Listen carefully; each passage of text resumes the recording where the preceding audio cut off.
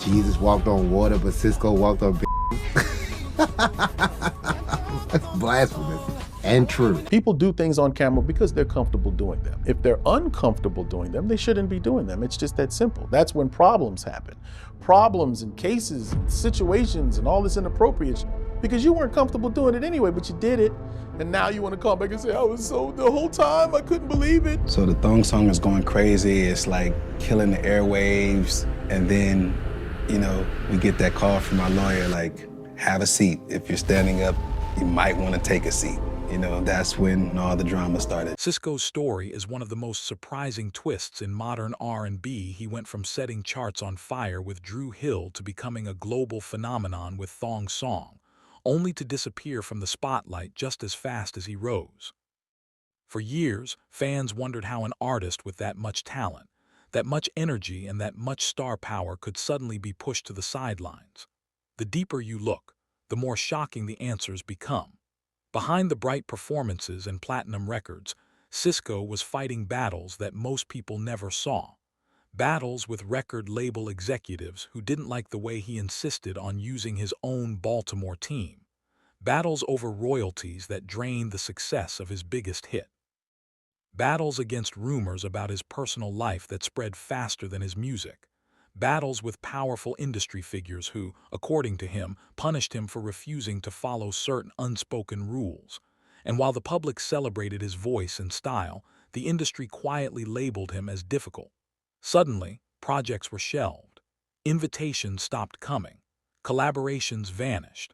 The same system that once boosted him began to freeze him out. Before anything went wrong, everything was going right. Long before the fame, he was Mark Andrews from Baltimore, a kid with a golden voice working at the Fudgery, singing to customers for tips with a group of friends who called themselves Dru Hill. The group had chemistry, discipline, and a hunger that set them apart. That drive produced the core lineup we now know as Sisqo, Woody, Nokio, and Jazz. The harmonies were tight, the performances sharp, and the desire to break out of Baltimore was stronger than any obstacle around them. Now, like I said, Sisqo is a member of Dru Hill. Dru Hill was signed when they was really young. They did extremely exceptional. They're an awesome group. And everything about what they did in the 90s and the 2000s was crazy amazing. Now, people got to understand that in the 90s, Sisqo wanted to sound like he wanted to sing like Dru Hill. Woody put like this. Sisqo liked Boys to Men, I'm sorry, and Woody liked Jodeci. So Woody said that him and Sisqo exchanged tapes and Sisqo just fell in love with KC. And from there they know they formed a group. Like I said, long story short, it's a long story, y'all, but they formed a group and they were signed young and they had a bad deal and the group broke up and so the group broke up on the Will Smith A Wild Wild West video shoot. That's why you see Woody and then you don't see Woody anymore. Now Woody came back to the group for the second album and he brought in a friend that they were cool with. Yeah, right, yeah, so they brought a friend. He brought a friend that they were cool with growing up and he was a part of the group too. His name was Scola. So the third album they had 5 members in the group. So after that they had another album to come out again and they had a new member named Tio. Now Tio is an amazing singer. Amazing. I mean, this guy is exceptional, like he's an amazing singer. And they did an album with him. And after Tio left, then because Jazz left first, then Tio left, then Nokio left, and that made them become a new group with Us Smoke and Black from Player. Cheers to you if y'all remember Player. Now, they did a nice little run as Dru Hill, but they now has changed their name to Smoking Black. Soon enough, Dru Hill landed a deal with Island Black Music. Their rise in the mid-1990s was quick. Songs like Tell Me in My Bed and How Deep Is Your Love made them stars.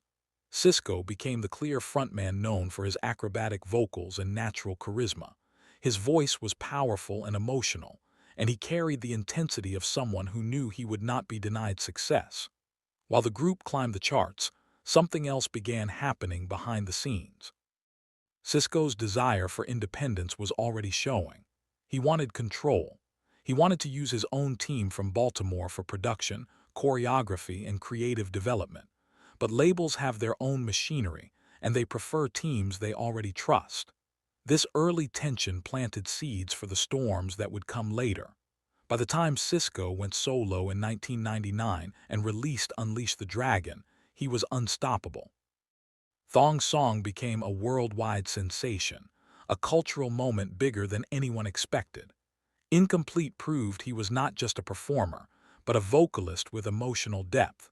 Yet the same moment that gave him global fame also exposed him to the cold business side of the industry in ways that would change the entire course of his career. For the songs, Sisqo was more so the bridge and the ad-libs. You know, 'cause if you listen to the music in the first album or so, you hear more of Sisqo on the chorus, and on the bridge and Jazz and Woody are leading majority of the songs. But the singles that come out is because Sisqo had the body. He had everything.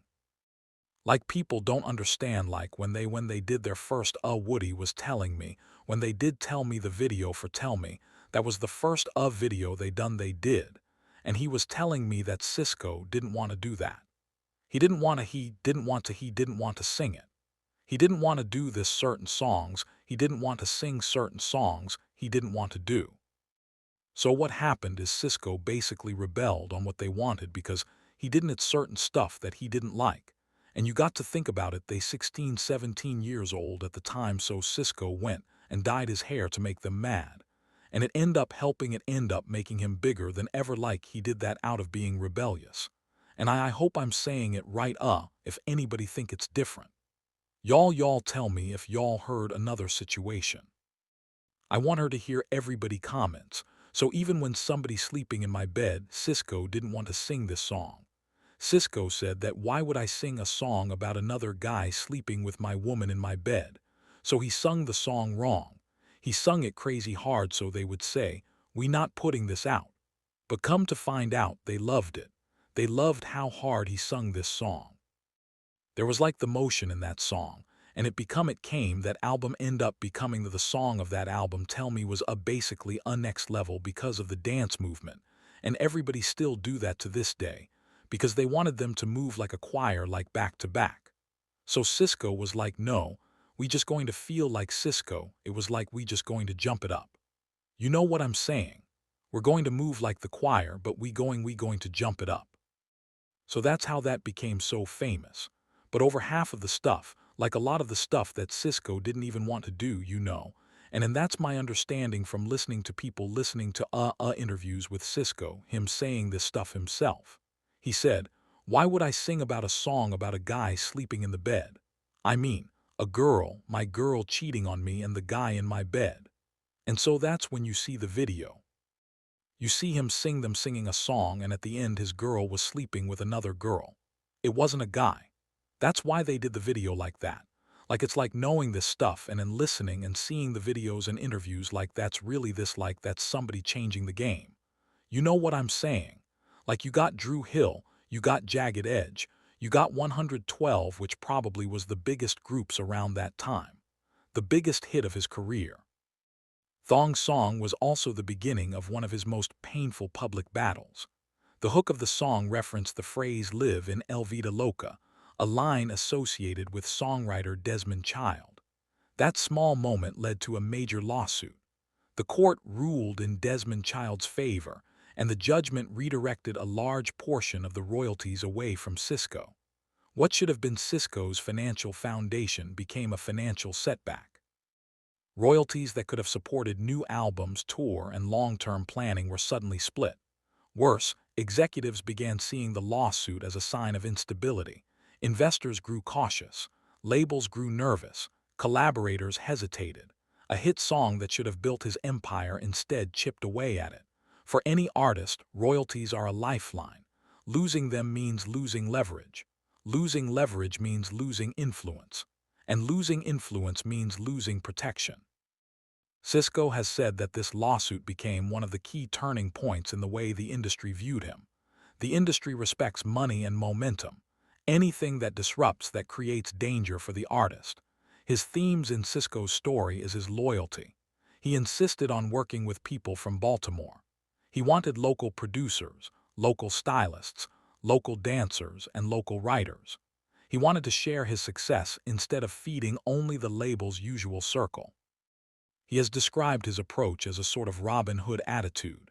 Instead of allowing the label to dictate every collaborator, he wanted to bring his people with him. But this was not how major labels operated. They preferred their own trusted network. People who followed rules, worked quietly, kept the energy smooth, and understood the politics behind the scenes. When an artist insisted on bringing outside people in, it disrupted that balance. Executives labeled Sisqo as difficult. They said he was rebellious. They said he refused to follow the program.